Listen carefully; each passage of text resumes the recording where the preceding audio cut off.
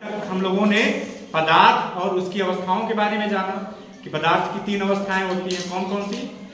ठोस, द्रव और गैस, तीन अवस्थाएं। ठीक, आज हम तत्व और यौगिक क्या होते हैं उनके बारे में जानेंगे। चलो आज जानते हैं तत्व और यौगिक, जिसमें तत्व इसको अंग्रेजी में कहा जाता है एलिमेंट, ELEMENT। पदार्थ का वह मूल रूप जिसे किसी भी क्रिया द्वारा अन्य सरल पदार्थों में विभाजित नहीं किया जा सकता तत्व कहलाता है। ठीक है, पदार्थ का वह मूल रूप जिसे किसी भी क्रिया द्वारा अन्य सरल पदार्थों में विभाजित नहीं किया जा सकता उसे हम तत्व कहते हैं। तत्व के सभी अणु या परमाणु समान गुण धर्म वाले होते हैं। एक प्रकार का तत्व है, अगर कोई एक तत्व है, जैसे मान लो लोहा या मान लो सोना, उसमें जितने उसके परमाणु या अणु होंगे वे सभी एक समान गुण वाले होंगे। ऐसा नहीं है कि एक परमाणु का गुण दूसरा होगा तो दूसरे परमाणु का गुण दूसरा होगा, ऐसा नहीं होता। तत्व के सभी परमाणुओं के गुण धर्म एक समान होते हैं। ठीक है, तत्व में केवल एक ही प्रकार के परमाणु होते हैं। तत्व जो होता है उसमें परमाणु क्या होते हैं? सिर्फ एक प्रकार के होते हैं। उसमें एक या एक से अधिक प्रकार के परमाणु नहीं होते। जैसे लोहा, तांबा, सोना, चांदी। लोहा है जिसको हम आयरन कहते हैं, आयरन में जितने भी परमाणु होंगे वो सिर्फ आयरन के ही परमाणु होंगे। ऐसा नहीं कि इसमें सोना का परमाणु मिला रहेगा, नहीं। और सोना या चांदी में जितने भी परमाणु रहेंगे वे सभी क्या होंगे? सोना या चांदी के ही परमाणु रहेंगे। चांदी का है तो उसमें सिर्फ चांदी का ही परमाणु रहेगा। ठीक, देखो यहां मैंने बताया है तत्व ए। तत्व ए में देखो हमने लाल रंग से दिखाया है सभी एक प्रकार के परमाणु। ठीक है, तत्व बी में नीले रंग से दिखाया है सभी एक प्रकार के परमाणु। ठीक, यानी तत्व बी में सिर्फ तत्व बी के परमाणु है और तत्व ए में सिर्फ तत्व ए के परमाणु। अब हम जानेंगे यौगिक, जिसको कहते हैं कंपाउंड, COMPOUND।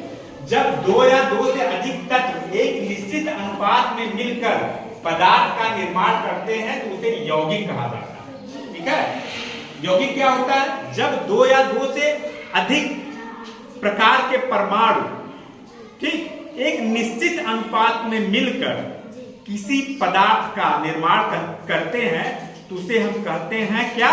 यौगिक कहते हैं। ठीक, जैसे हाइड्रोजन के दो परमाणु, हाइड्रोजन क्या है? तत्व है जिसके दो परमाणु है। ऑक्सीजन ये भी एक तत्व है जिसका एक परमाणु है कि एक परमाणु से मिलकर जल क्या है? यौगिक है कि एक अणु बनाता है। यौगिक के गुण उसके अवयवी तत्वों के गुणों से भिन्न होते हैं। जैसे क्या हुआ, हमने उदाहरण दिया, हाइड्रोजन क्या है? एक प्रकार का तत्व है क्योंकि इसमें सिर्फ हाइड्रोजन के परमाणु है।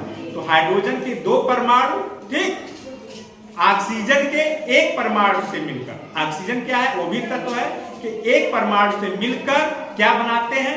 जल के एक अणु का निर्माण करते हैं। जल के एक अणु का निर्माण करते हैं जिसको क्या कहते हैं? जल क्या है? एक यौगिक है। क्यों?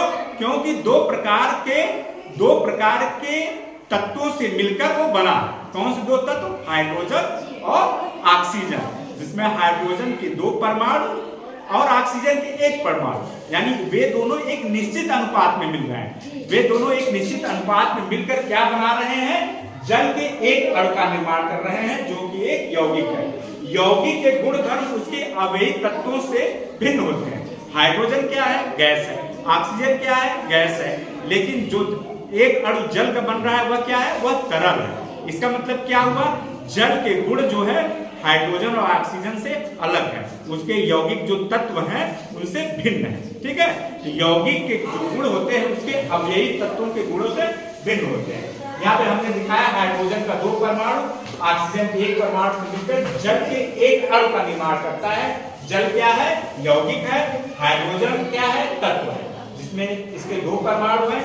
ऑक्सीजन क्या है? ये भी तत्व है जिसमें उसके एक परमाणु। ठीक, अब हम आज बात करेंगे तत्वों के प्रतीक।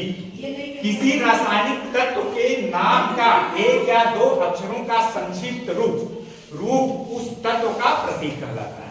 किसी भी रासायनिक तत्व के नाम का पहला या दूसरा पहला या दूसरा अक्षर उस तत्व का प्रतीक कहलाता है। जैसे हाइड्रोजन का प्रतीक H है, हाइड्रोजन को हम लिखेंगे HYDROGEN, तो उसका पहला अक्षर क्या है? H है, तो हाइड्रोजन का प्रतीक क्या हो गया?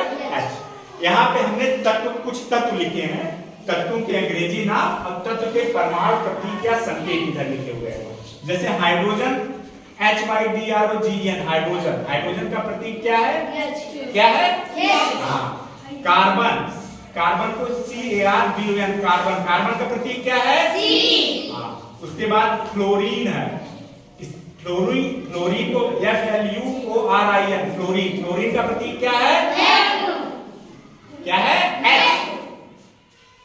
फ्लोरीन का प्रतीक क्या है? F है, ठीक है ना। इसके बाद क्या है? नाइट्रोजन, NITROGEN, नाइट्रोजन का प्रतीक क्या है? N। नाइट्रोजन का प्रतीक N। इसी तरह फास्फोरस का प्रतीक क्या है? P।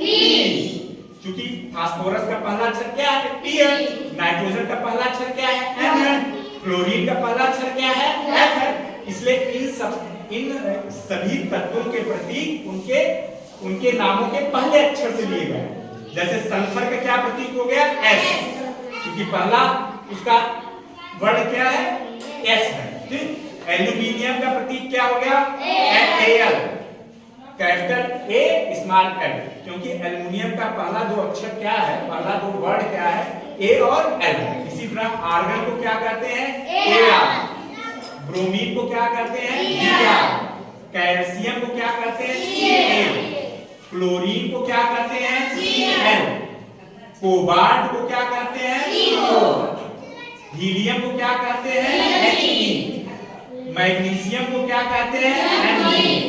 नियान को क्या कहते हैं? Mg।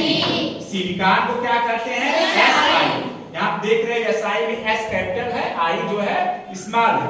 इसी तरह नियान में N कैपिटल है, E स्मॉल है। और क्या है? Mg, मैग्नीशियम में N कैपिटल है, H स्मॉल। ठीक है।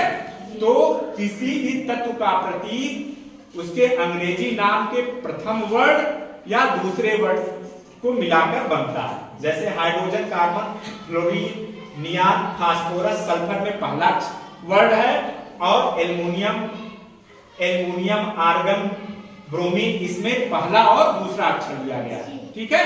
तो तत्व और उसके प्रतीक समझ गए क्या होता है आप सभी लोग? ठीक है। तो इसको कल याद करके सबको आना है, कल मैं सबसे पूछूंगा। आज के लिए इतना।